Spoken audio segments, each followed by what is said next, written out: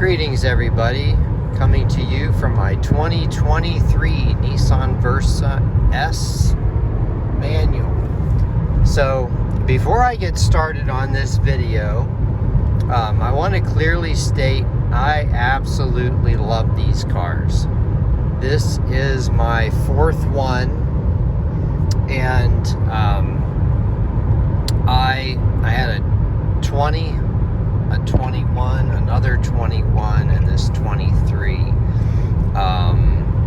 It was pretty easy to buy them back then during the market shortages and sell them to Carvana for about what I paid for them. So basically wipe out 6,000 miles, get a brand new car, and lather, rinse, repeat.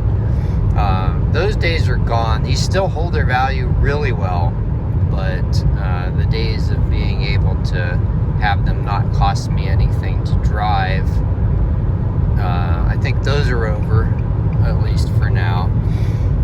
So yeah, again, I love these cars. I've had this one for about a year and a half, and I don't drive it that much. Got 8,500 miles on it. I've probably put a total of at least 20,000 miles on these Versas. So I've come to learn a few things about them.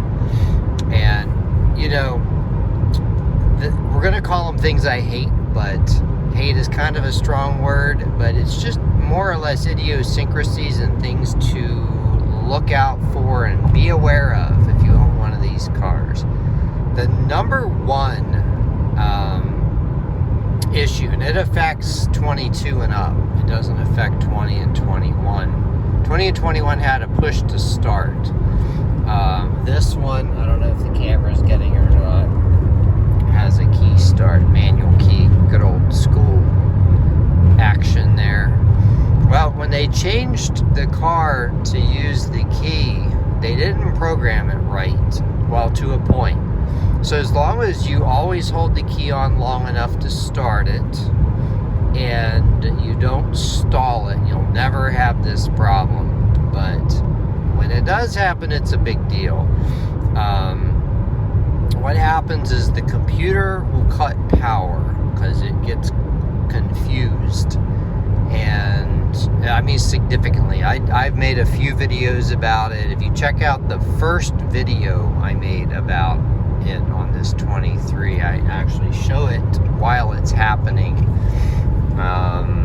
It was all I could do to get the car up to 40 miles an hour on level ground. So that's one thing. But you know, once I figured out the cause of it, I haven't had it happen again. But if you buy one of these and you don't know about it, it's even a bigger deal. Nishta is working on, I believe, forcing Nissan to make a recall. They have an investigation in progress. Yeah, so that's the number one. But the other ones are just minor little things. Like, for example, right now my low fuel light is on and I have two little bars left on the fuel gauge. When it's at that level and you park with the car downhill and maybe slightly at an angle, it might not start. I don't know if there's just weird baffling inside of the fuel tank or whatever. I actually did a video about that. I'm trying to summarize in one video all the stuff I did in a bunch of other videos. So yeah, when you get the low fuel light, you'd better stop and get fuel. Now that being said, as long as you're moving along on the highway, mostly level or even uphill, you can go all the way until all the bars disappear. But yeah, you're really being risky there. I'm the kind of person that likes to push as far as I can,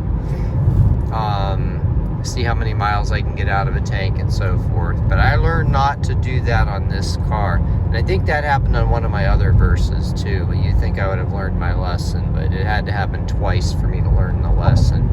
So that's another little quirk of the car.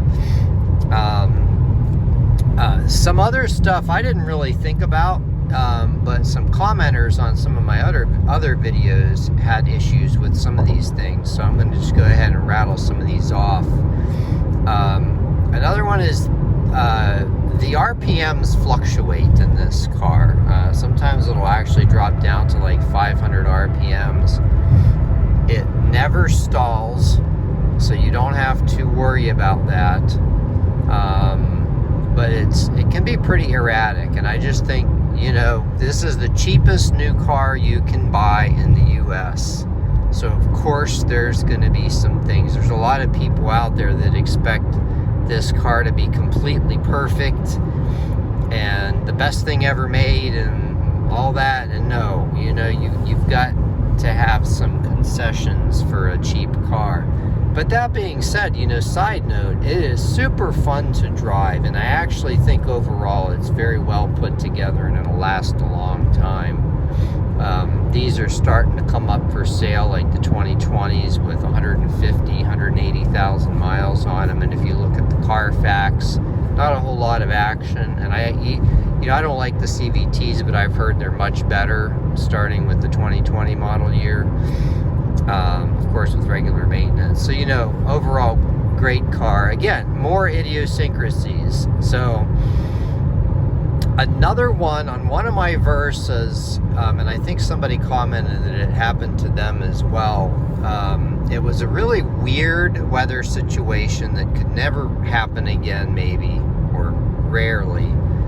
But it was freezing rain, so it was raining, and some water got through the hood seal on the edge of the hood where it meets the window, and it dripped down onto the top of the transmission shift lever, and then it froze. So the next morning when I went out to go take a drive, it was all I could do to get the car to shift into gears, because it was like frozen, and the shifter itself was just really funky. I might have even done a video while that was happening, but yeah, it once it warmed up and the ice melted, after about 10 minutes of driving, it was perfectly fine. But it was during that initial run where that happened, and again, that only happened once. Now here's another really weird one, and I've had several people comment this one to me. I believe there may have been one exception, but don't quote me on that. So I'm just going to say every single brand new Versa I have ever bought, shortly after I purchased it, like maybe just on the drive home, or certainly within the first 100, 150, 200 miles tops, it will grind third gear once, and then it'll never happen again.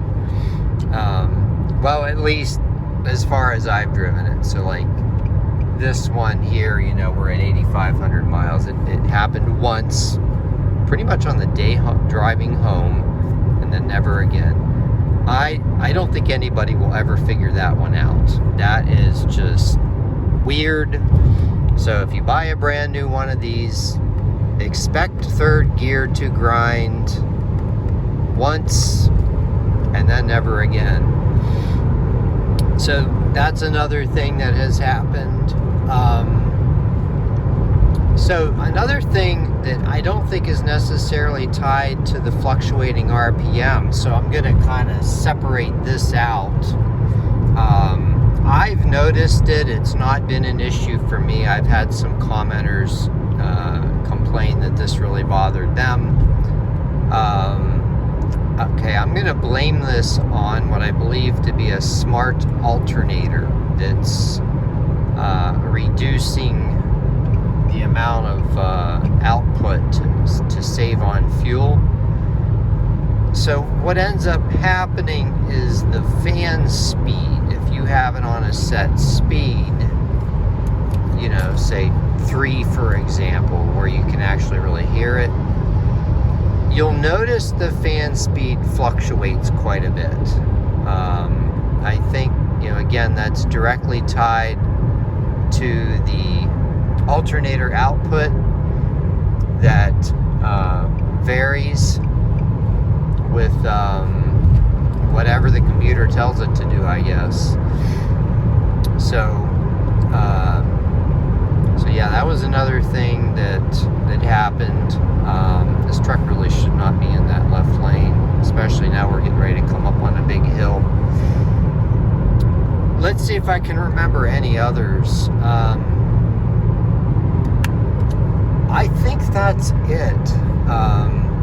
You know, I've done many videos about all the things I like about this car. You know, so that's not what this particular video is about. Idiot truck driver is still in this lane. He's gonna lose speed. Left lane, no trucks. Anyway, not what we're here to talk about. I think that's it. You know, other than that, it's really a lot of car for the money. And again, I've done a lot of other videos gushing about this car. I just wanted to talk about the idiosyncrasies that I could remember. You know, and maybe some other random things. Okay, like this, I don't know if you can see this armrest here. No padding. But you know what? What's really funny is it's actually comfortable. I've not ever had an issue with my elbow, and I'm always resting my elbow on that door. They don't come standard with a center armrest. You have to pay for that. I actually took the one out of my 2020 and have been using it in all my other Versas. Two of the ones I bought had the optional center armrest. One of them I sold, and the other one I just keep reusing in other cars. I probably could have passed these trucks to get off at this exit, but that's okay. I'm not in a hurry. This is a pretty steep hill, and quite often trucks go really slow. What else? Okay, well, you know, that's really it. So just, again, understanding what you're getting into and setting your expectations correctly. Oh yeah, I do remember another one you might have noticed as I was driving.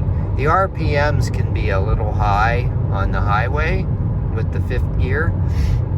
Again, not an issue. It's not annoying. It's not loud. You can definitely hear the engine, but it's not a problem.